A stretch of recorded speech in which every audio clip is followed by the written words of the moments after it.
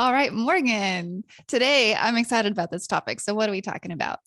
We're going to talk about whether or not it's worth it to start a blog. In this video, we're going to address 3 different topics. We're going to talk about whether or not it's worth it. We're going to talk about the downsides to blogging, and then we're going to talk about tips and what we would have told our former selves, or the best advice we would have offered our former selves when we started all of this. Okay. And for starters, yes, it's worth it to start a blog. All right, roll credits. I don't think it's going to be that fast, Alaina. They want to know a little bit more. Okay. All right, fine. Welcome into the Morgan mix, since we are starting to get slightly better about introductions. And so real quick, who are we? Morgan, go. I am Morgan Overholt. I am a 6-figure freelancer turned 6-figure blogger.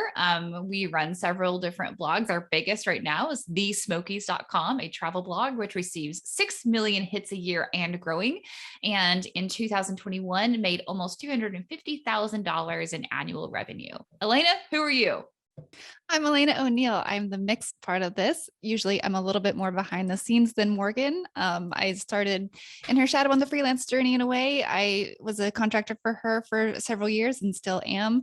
And then when she started into the blog world, I became her business partner. So today we're primarily going to talk about our main blog, which is thesmokies.com. We started it unofficially in 2019. We did a soft launch in late November 2019. And in about 2 years, we've managed to take it from 0 page views to 6 million page views last year. Yeah, Alaina and I always argue about when our start date was for thesmokies.com, because yes, we bought the domain name like earlier in 2019. And we kind of put up like a basic website, but we really didn't do a lot with it.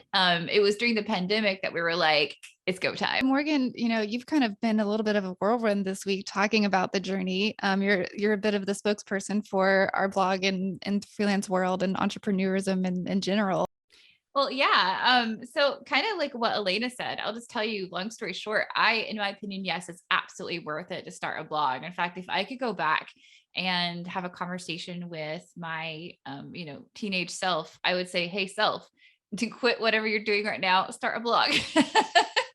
Because generally the earlier that you get started, the longer you'll be on Google, the more eyeballs you'll eventually attract. It's kind of like a tumbleweed that just keeps collecting traffic, as it goes, or keeps collecting, volume as it goes.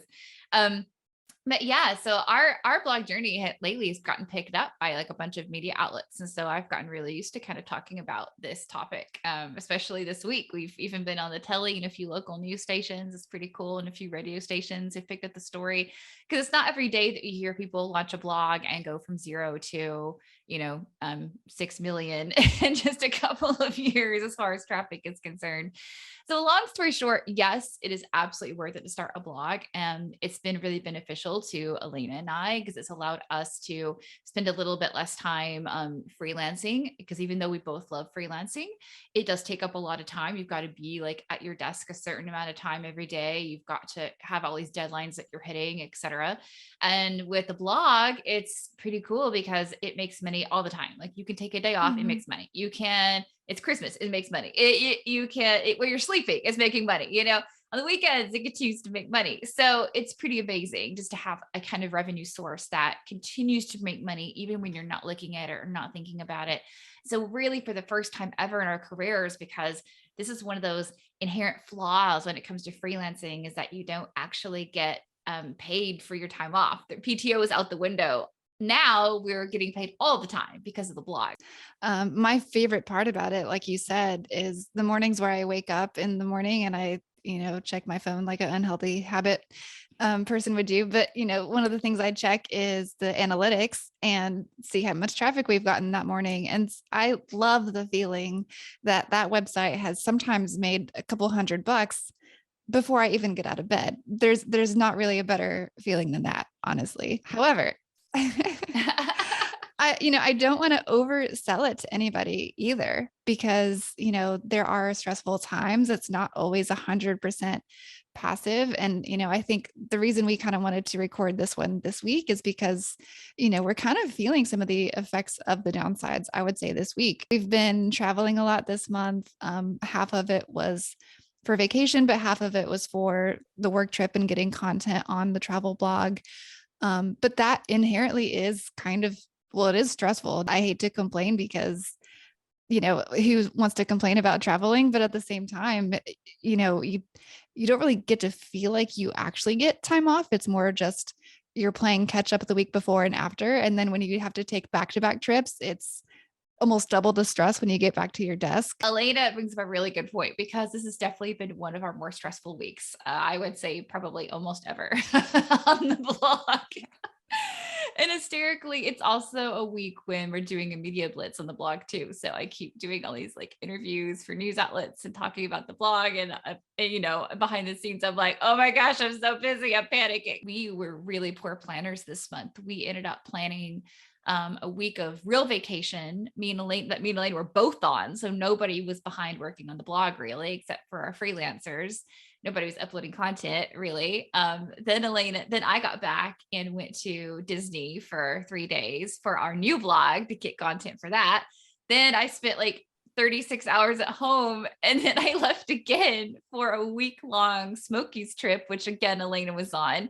And we were like gathering content. So we were working on the blog for that. But, it doesn't give us a lot of time to get stuff uploaded or write anything or, do our normal tasks. And then we got back this week and all of our freelance clients, because we still have the freelance business, like they all need stuff. We have like a million deadlines. And we even discussed not doing this YouTube today because we were like, we're so busy. How do we have time to even do this video?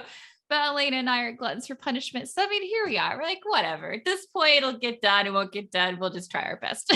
We'll see what we can get done today. The downside is that the blog needs love and attention, on the fairly regular. Like we can skip 1 week, but it's harder to skip 2 weeks. And it's even harder to skip 3 weeks. Because your site will start to kind of like see those effects over time, especially if you depend on social or Discover or anything like that for your traffic. And we talk about it making money passively. It does do that. But at the same time, I've even been quoted in the SEMRUSH article now about how focusing on SEO is like building a machine that makes money in the background. But this week I almost want to clarify that quote of, it's a hungry little machine, that one. And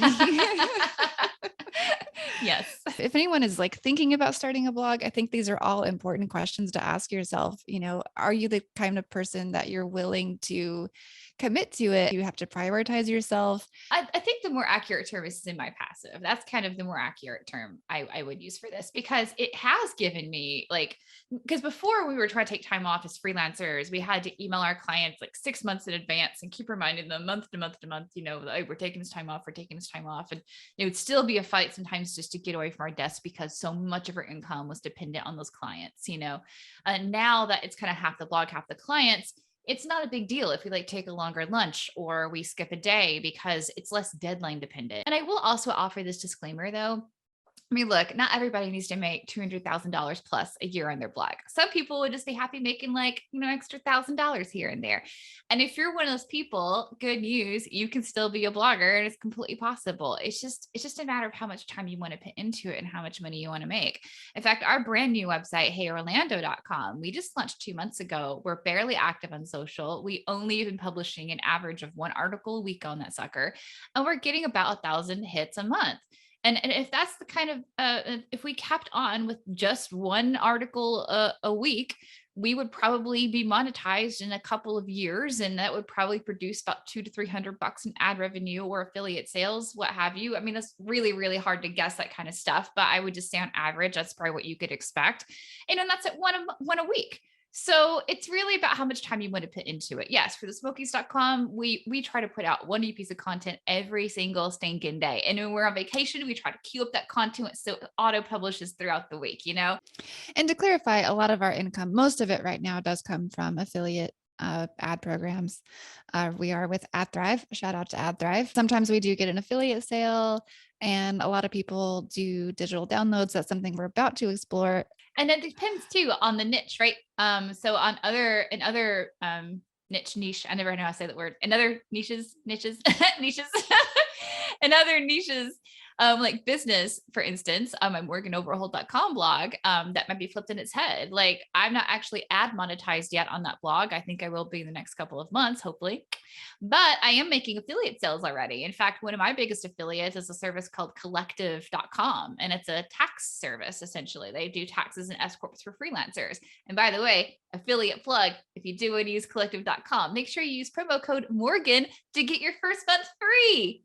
See, and that's how you make an affiliate sale. See, if you use promo code Morgan, you get a little something, and then I get a little something. And that's how affiliate sales work, friends. And during tax season, you had a pretty strong month with your, I guess not even secondary blog, kind of a third blog.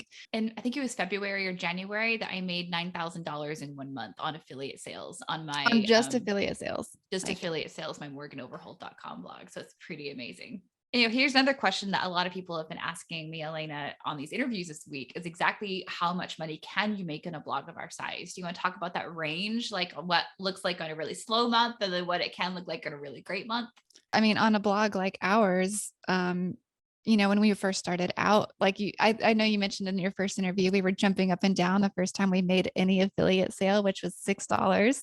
I remember that day very well. We had a group phone call and we said, guys, we just made $6. You didn't mishear that. That's 6.00. We were very, very excited about it. You would have thought it was $6,000. But we had that very first proof of concept.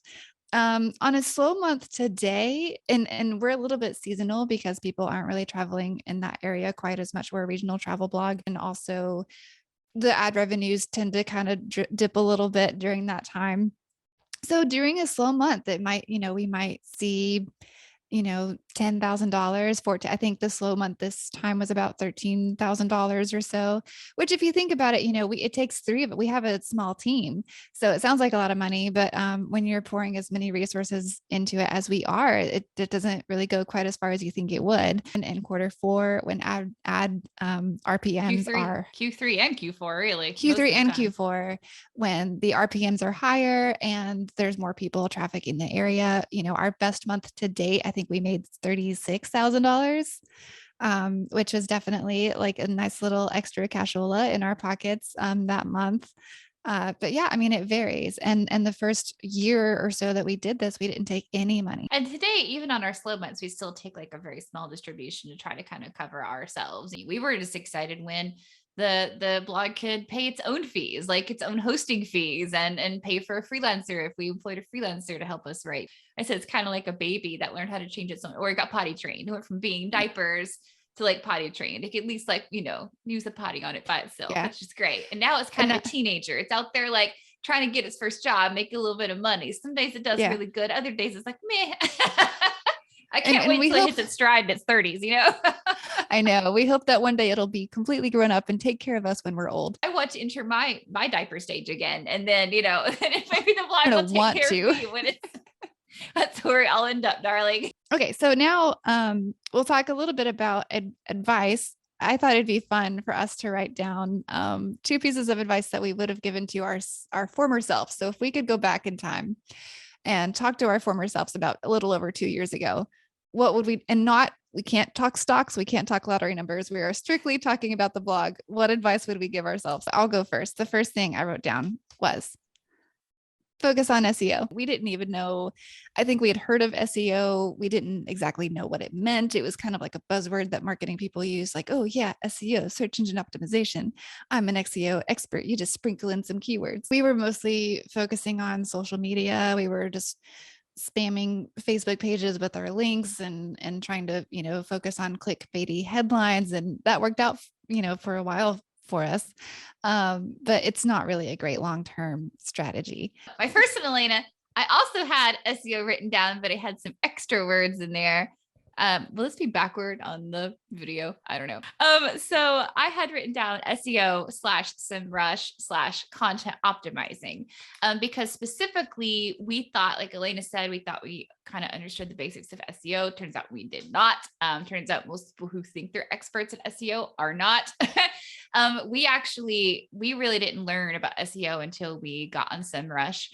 I've also got an affiliate link for that, and I'll post that in the description below. So if you click on it, I get a little kickback, but genuinely, we honestly use this platform, and you also get like a free trial with the link. So definitely check out the link in the description for SEMRUSH. But that really taught us, like, we did a, free introduction, and also a free subscription. So you can, like, whatever, just keep the base model. You don't have to upgrade, but we did eventually upgrade. It was worth it for us because we did like a little intro call with the guy at SEMRUSH, and he like showed us stuff that we had no idea even existed and kind of walked us through how to use the platform properly. And honestly, that really taught us how to use SEO, because what it does is it says, hey, look, you need to have this many characters in your title, or you need to have, this much length in your post, or this is how you optimize your post, which brings me to my third bullet here, content optimization. Because You're that was cheating. These are like multiple. it's the same thing. You can use Okay. SEO. It's all the same thing. But Sure. the content optimization is really like the best thing you could possibly do for SEO. And like, it's just about like specifically how to format your post, and specifically what your post should be talking about. And that was like, all of these things are SEO, in my opinion, as I put them on one. And they were absolute game changers for our business. And by the way, if you do want a second cheaper content optimizer, we also supplement with RankIQ.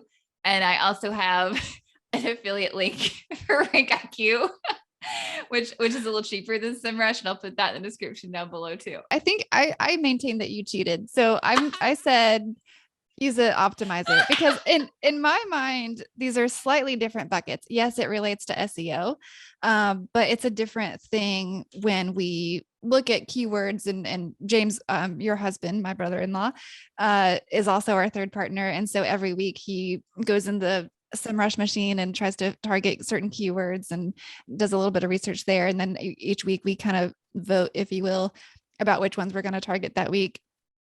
And then the optimizer is really more about how you write the article itself. So in my mind, it's a similar bucket, but it's kind of two different things. So SEO, I think, is more about like targeting which keywords you're going to target and knowing the search volumes and the keyword density and the difficulty and all that good stuff. And then the optimizer is more about how you write the article to make sure that it can appear on the search engines. So it actually grades Morgan. you, like the tools that Yeah. we mentioned, they grade you too. Like SEMrush has an optimizer, but it's like an upgraded tools. It's like the guru plan.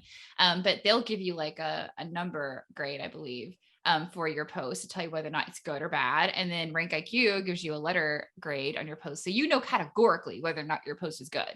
Like it'll be like an F or an A++, Yeah. And when we started using the optimizer, guess what we got a lot of grades on? Or guess what our grade was on a lot of articles? F. It was an F. It was a big fat F. What's your cheaty second post-it note say? My second post-it note, aka tip number 4, is we should make part of this a game show, Lane. This is super fun. I like this. I know, I do too. My second one is listen to the Blog Millionaire podcast.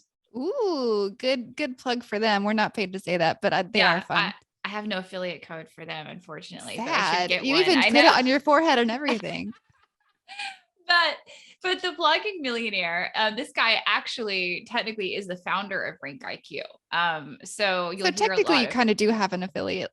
Sort of. Yeah, you'll hear him promote RankIQ a whole bunch. But remember, if you do RankIQ, click on my affiliate code, because this is where you heard about it. Okay. But he is the founder of RankIQ, but he has several blogs that make like just millions, have millions of visits. I mean, they've made him a millionaire. Like, and he literally basically started from nothing. Like, he was an old school SEO guy back in like the really, really early days of the internet and the personal computer. Then he lost everything. He had like had some health crises that really kicked him out of work. And once he started getting his health back in gear, he was and studying SEO again in the modern age. He was able to like launch a bunch of really successful websites, and then eventually launch hi there, Jade.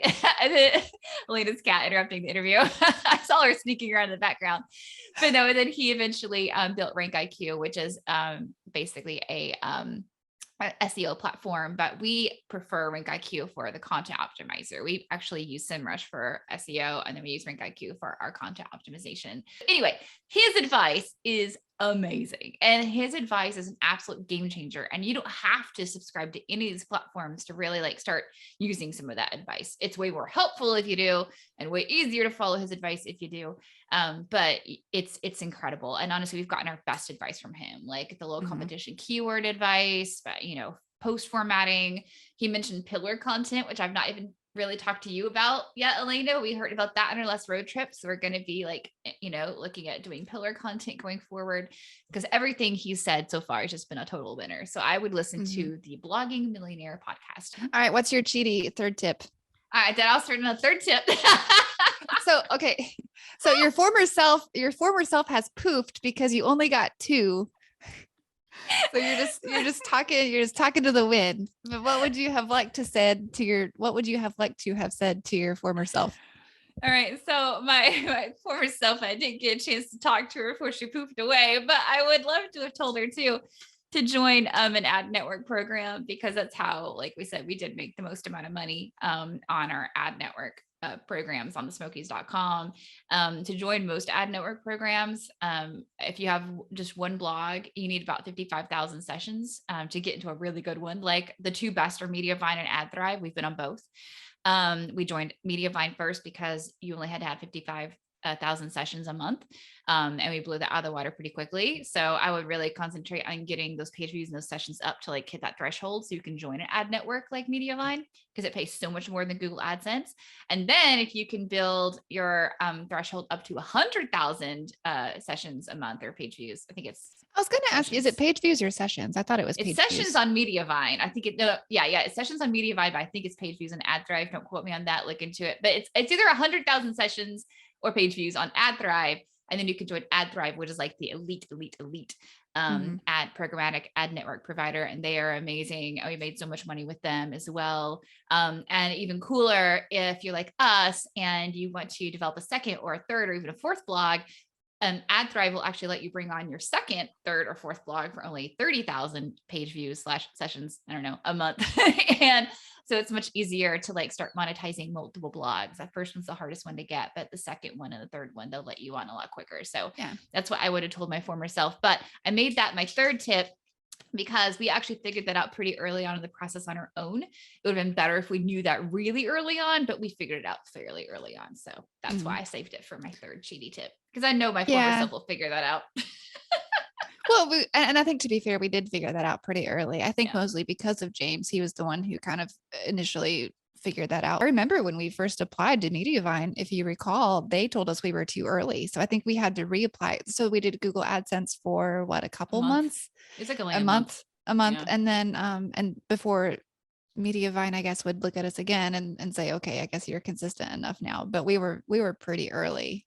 Yeah. There's kind of our blogging journey thus far. Hopefully, if we do another one of these in like a year or 2 years from now, hopefully we'll have 2 or 3 blogs. Watch this movie magic. Hey, let's put up on the screen each screenshot of each website. Thesmokies.com, heyorlando.com, boardgamechick.com, and then morganoverholt.com. And then finally, one to end on just some to tell you where you can go to get additional advice. I've actually created a blog post. We'll put that up on the screen too. I made a blog post on morganoverholt.com about whether or not it's worth it to start a blog. And in that blog post, I have included, I believe, 14. Let me count to make sure I'm correct.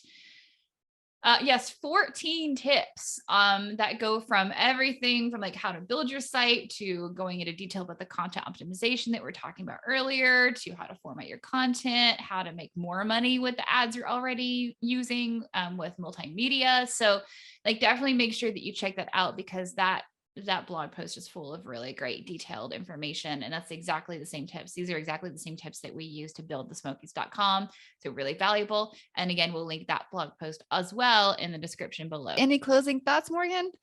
I have no closing thoughts, Alaina. I would say, look, the long story short, is it worth it to start a blog? Yes. I think everybody should have a blog, to be honest. Can you expect to be an overnight millionaire with it? No. Can you be a millionaire fairly quickly if you really hit it hard and spend a lot of time on it every week? Probably.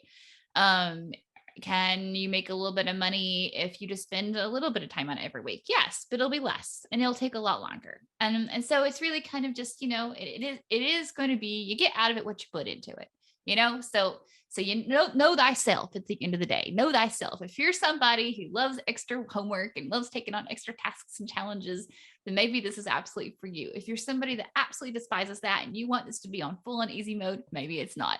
And that's the honest answer. So it's easy-ish mode, moderate difficulty. Moderate difficulty. Can you do it? Yes. Do you have to be consistent? Also, yes. Can anybody learn it? Yes, actually. Can I would anybody say learn it? I so. would Yeah. say yes. If you can read, well, anybody can learn to read and write. So yes, I would answer still yes. Yes, answer still yes. It's just more about your threshold for, your spunk about getting stuff done. You got spunk Right. to get stuff done, then yes, it's worth it to start a blog. And you need internet and a computer, I would say. I mean, building website, everybody knows how to build a website, but you could definitely hire out to do that, or just use like a pre-existing template. Honestly, anything is good enough to get started. There are so many templates out there you can use. So yeah, I don't even see that as a major barrier to entry. So that is that's our answer on whether or not it's worth it to start a blog. So thank you so much for watching. Make sure to also follow us. Make sure to click on all those good affiliate links down below because we like money. And then also make sure that you follow me on Twitter. It's at Morgan O Media on Twitter, on Facebook, on Instagram. We appreciate them all. And check out my blog on morganoverholt.com for more tips on blogging and freelance. Oh, and don't forget to subscribe to this channel. I always forget to say that. Subscribe and hit the bell and hit the thumbs up because that's all great too. I like it. I think this was more fun. I think we don't include difference in that. Don't include me saying the word in the credits in the thing because I think YouTube pings you for dirty words. Oh well, okay, I won't do that. So if you put this in the blooper, you got to bleep it out. Okay.